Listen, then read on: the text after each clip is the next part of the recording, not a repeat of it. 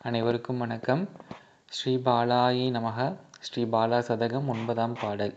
தாயாய் நிறைகிறாய் மழையாய் குளிர்கிறாய் சொல்லாகி பொருளாய் அந்த பொருளுக்கும் விளைவாகி புல்லாகி பல்வுயிராகி பல அண்டங்களை படைத்தாய் பாலா. நாயிற்கடையனான நானும் உனை பாட ஒரு வாய்ப்பு தந்தனையே. பேரருளே பெரும் தெய்வமே கருணாமிருத சாகரமே. பொருள்: தாயாய் நிறைகிறாய், அதாவது சகல ஜீவராசிகளுக்கும் இவளே தாய். ஜீவராசிகள் என்றால் மனிதன் மட்டுமல்ல, மனிதனோடு சூழ்ந்திருக்கக்கூடிய அனைத்து ஜீவராசிகளோடு மட்டுமல்ல, சகல உலகங்களில் இருக்கக்கூடிய அத்தனை ஜீவராசிகளுக்கும் இவளே அன்னை. மழையாய் குளிர்கிறாய் என்றால் மழை இல்லை என்றால் உலகம் கிடையாது. அப்படி மழையாக வருபவளே அன்னைதான்.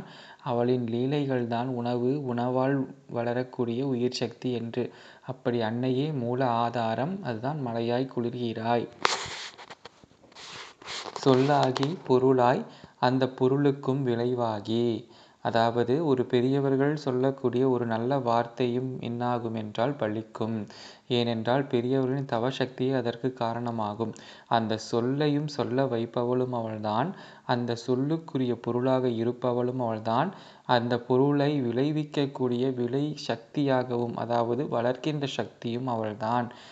அதனால்தான் பெரியவர்களின் வாய்ச்சொல் நல்ல வாய்ச்சொல்லாய் நாம் வாங்க வேண்டும் என்பது ஆன்றோர் வாக்கு.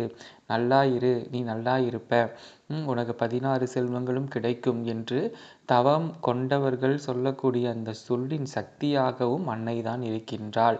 அப்பேற்பட்ட அம்பிகை வழிபாடு செய்யும் போது நல்லவர்களுடைய கூட்டு நமக்கு கிடைக்கும். அல்லாதவர்கள், அதாவது தீயவர்களுடைய கூட்டு தானாகவே விலகி ஓடிவிடும் என்பதே குறிப்பு. சொல்லாகி பொருளாய் அந்த பொருளுக்கும் விளைவாகி புல்லாகி உயிராகி பல அண்டங்களை படைத்தாய் பாலா. அதே அம்பிகைதான் உலகத்தை படைத்தாள். அதாவது ஒரு சிறிய உயிர் முதல் புல்லிலிருந்து பூண்டிலிருந்து என அனைத்து விதமான உயிர்களையும் அவளே படைக்கிறாள். அவளே படைக்கும் போது பிரம்ம தத்துவமான சரஸ்வதியாகவும், அந்த உயிர்களை காக்கும் போது விஷ்ணு தத்துவமான லக்ஷ்மி தேவியாகவும் அந்த உயிர்களுக்கு செல்வங்களை அளித்து உணவுகளை அளித்து பாதுகாக்கின்றாள். அதே தேவி மீண்டும் தன்னிடம் அழைத்து கொள்ளும் போது பராசக்தியான பார்வதியாகவும் திகழ்கின்றாள்.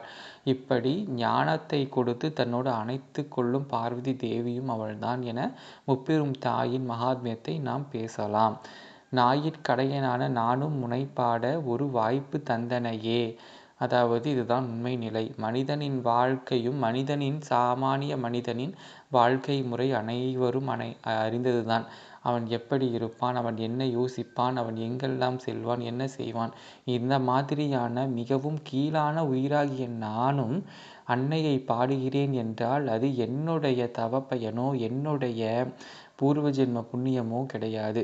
இது முழுக்க தாயுடைய கருணையை தவிர வேறு இல்லை. எப்படி ஒரு பிச்சைக்காரனின் தட்டில் விழுந்த மாணிக்கம் போல இந்த பிச்சைக்காரனும் அந்த தாயை பாடுகிறேன் என்றால் அது அன்னையின் அனுகிரகமே தவிர வேறில்லை என்பதே சத்தியமான உண்மை. ஏனென்றால் என்னை பற்றி எனக்கு தெரியும். அதே போலதான் தாயை பற்றி ஒரே கடுகளவு எனக்கு தெரியும். அவள் அகிலமெல்லாம் நிறைந்தவள், எங்கும் கலந்திருப்பவள், ஞானிகளாலேயே போற்ற முடியாத பெரும் தகையினள். அப்பேற்பட்ட தாயை என்னால் பாட முடியுமோ? அப்படி பார்க்கும்போது உண்மையான அடியவர்களின் கால் தூசிக்கு கூட நான் சமமாக மாட்டேன் என்பதே உண்மை. ஏனென்றால் என்னை பற்றி எனக்கு தெரியும். அதனால் தான் சொல்கிறேன், நாயிற்கடையனான நானும் முனைப்பாட ஒரு வாய்ப்பு தந்தனையே. பேரருளே பெரும் தெய்வமே கருணாமிருத சாகரமே. பேரருள் என்றால் இதுதான் கவிஞர் கூறுகிறார். அப்பேற்பட்ட அருளை எனக்கு தந்த பேரருளே, பெரிய அனுக்கிரக ரூபமே என்று கொண்டாடுகிறார். பெரும் தெய்வமே என்றால் எந்த தெய்வம் நம்மை காக்கிறதோ, எந்த தெய்வம் நம்மை தேடி வந்து அருள்கிறதோ, எந்த தெய்வம் நாம் அழைக்காமலே நமக்கு நன்மை செய்கிறதோ அதுதான் பெரிய மனம் கொண்ட தெய்வம் அல்லவா. அதுதான் பெரும் தெய்வமே. இதில் 2 பொருள் நாம் கொள்ள முடியும். பெரும் தெய்வமே என்றால் தெய்வங்களுக்கெல்லாம் தெய்வம் பாலாதான். அப்பேற்பட்ட தெய்வம் என்னை தேடி வந்து அனுகிரகம் செய்ததால் பெரும் தெய்வம்தான்.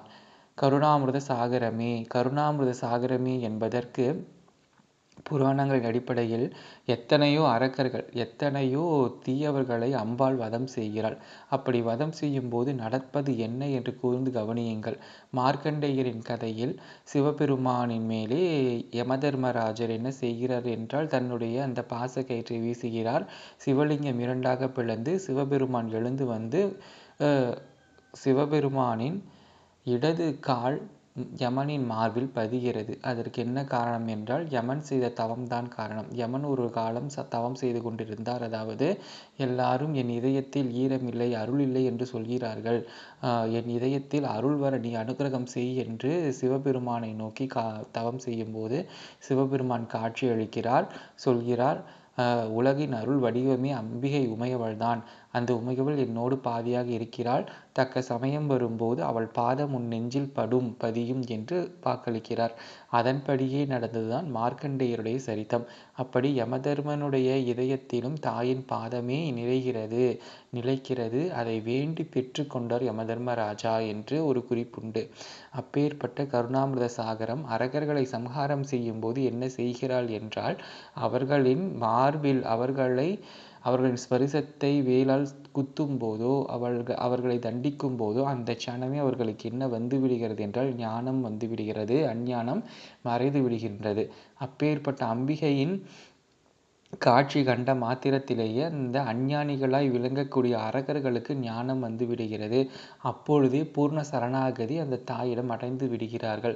அதன் பிறகுதான் நாம் காணும் காட்சி, அவள் சம்ஹாரம் செய்துவிட்டாள் என்று நாம் நினைப்பது. ஆனால் உண்மை என்னவென்றால், எப்பொழுது தாயை அந்த அரக்கர்கள் கண்டார்களோ, எப்பொழுது அவள் பாதம் அந்த அரக்கர்கள் மேல் பட்டதோ, அந்த க்ஷணமே அவர்களின் கர்ம வினைகளுக்கெல்லாம் ஒரு முடிவு ஏற்பட்டு, அவர்கள் பிறவிகளுக்கெல்லாம் ஒரு முடிவு ஏற்பட்டு அவர் தாயின் சாநித்தியத்தோடு கலந்து விடுகிறார்கள். அவ்வளவுதான். இதுதான் ஒவ்வொரு அரக்கர்களுக்கும் நிகழக்கூடிய ஒரு சம்பவமாகும். அரக்கர்கள் என்பது சாதாரணமானவர்கள் கிடையாது. தாயோடு நேருக்கு நேராக போர் செய்த சண்டனாகட்டும், முண்டனாகட்டும், இரத்தபீஜனாகட்டும், மகிஷாசுரனாகட்டும், அவர்கள் அனைவருக்குமே ஒரு பெரிய தவ சக்தி இருந்தது. அந்த தவ சக்தியை கொண்டவர்களால் மட்டும்தான் அவளை நெருங்கவே முடியும் என்பதே தத்துவம். அது மட்டுமல்லாமல் அப்பேற்பட்ட தாயை எளியவனான நானும், அதாவது ஒன்றும் தெரியாதவனாகிய நானும் பாடுகிறேனே என்றுதான், நாயிற்கடையனான நானும் உனைப்பாட ஒரு வாய்ப்பு தந்தனையே, பேரருளே பெரும் தெய்வமே கருணாமிர்த சாகரமே என்று கவிஞர் கொண்டாடுகிறார். அன்னை என்றுமே கருணாமிர்த சாகரம்தான். ஒரு சொலவடை உண்டு, அம்பிகையை தொழுதால் அதிக வரம் பெறலாம்.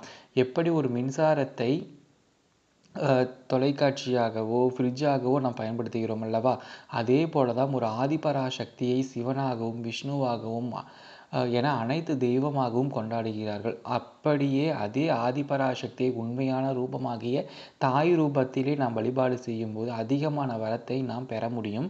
அதுவும் தாய் ரூபங்களில் ஸ்ரீ பாலா ரூபத்தில் நாம் வழிபாடு செய்யும் போது நிச்சயமாக அந்த மழலை வடிவம் கொண்ட பாலா நமக்கு நிறைந்த வாழ்க்கையும் நல்ல மங்களங்களையும் தருவாள் என்பதே உண்மை. பாலாவை சரணடைவோம், மங்களம் பெறுவோம். நன்றி, வணக்கம்.